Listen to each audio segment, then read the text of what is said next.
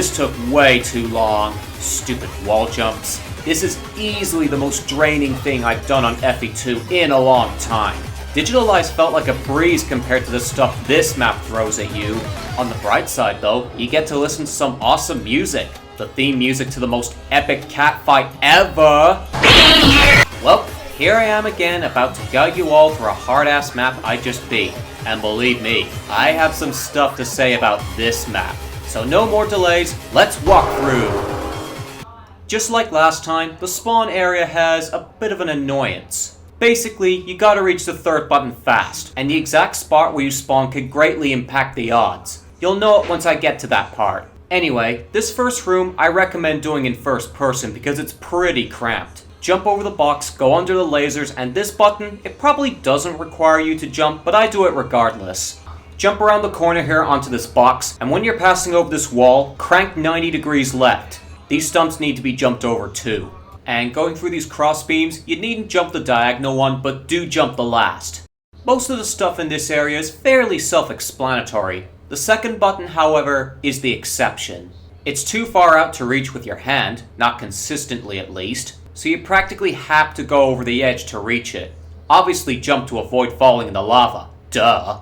After that, quickly platform your way to the third button. And did you see that? Going back to the spawn area, that there was a really good run with a decent spawn. Unfortunately, you won't always get as lucky. If, Builderman forbid, you spawn at the far back of the lift, it's still possible to survive, but you have to be dead on perfect. I've pulled it off several times, but if you're new to this map, consider yourself screwed. If you manage to get this far, up ahead lies the source of all my struggles and frustration in this map. This wall jump.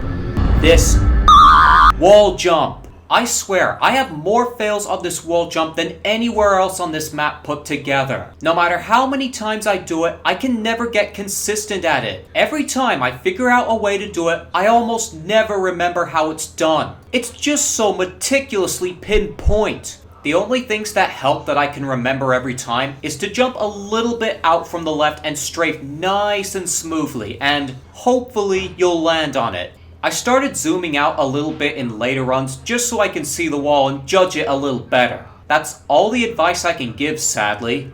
But if all goes well and you stick it, it's still possible to fail. This wall jump is cancer. Moving on.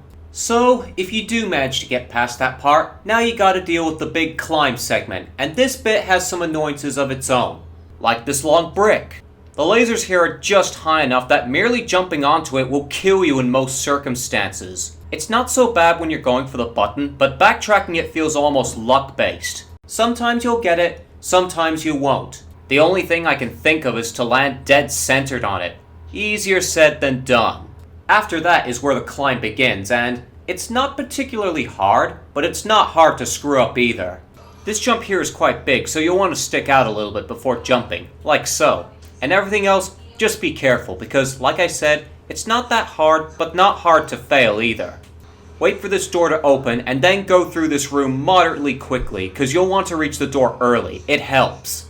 Once again, go up through these obstacles quickly, and now this part.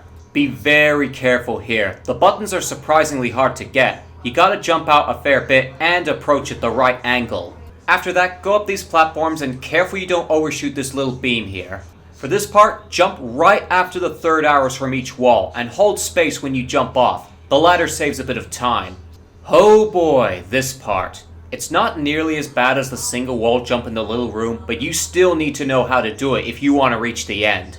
Jump from somewhere around here onto the first wall, keep facing towards it as you jump off, and just after you jump, hold forward to cling onto the second wall, and jump backwards again. If you manage that, the rest of the room's piece of piss, but there's still one more area waiting. Go through the door, hit the button, and head to the teleporter ASAP.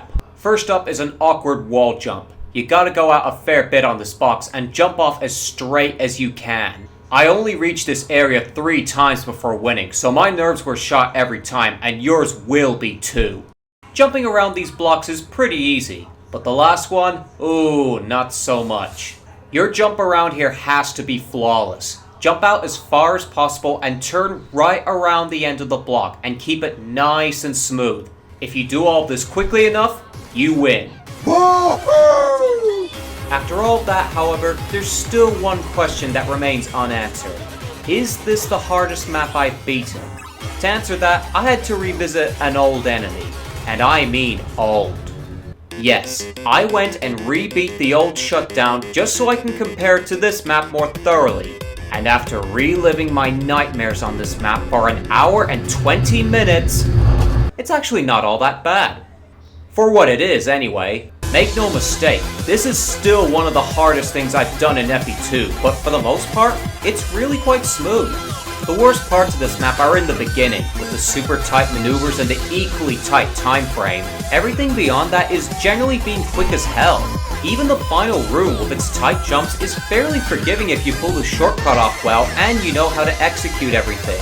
The platforming in this map, on the other hand, is a lot more precarious and borderline luck-based in places. And even though the flood is much more forgiving here, there are more difficult obstacles throughout the map, and it overall feels less consistent. And when it comes down to ranking between maps with tight floods and ones with hard platforming, I usually rank the latter higher for that reason. So, going by that logic, this just might be the hardest FE2 map I've ever beaten.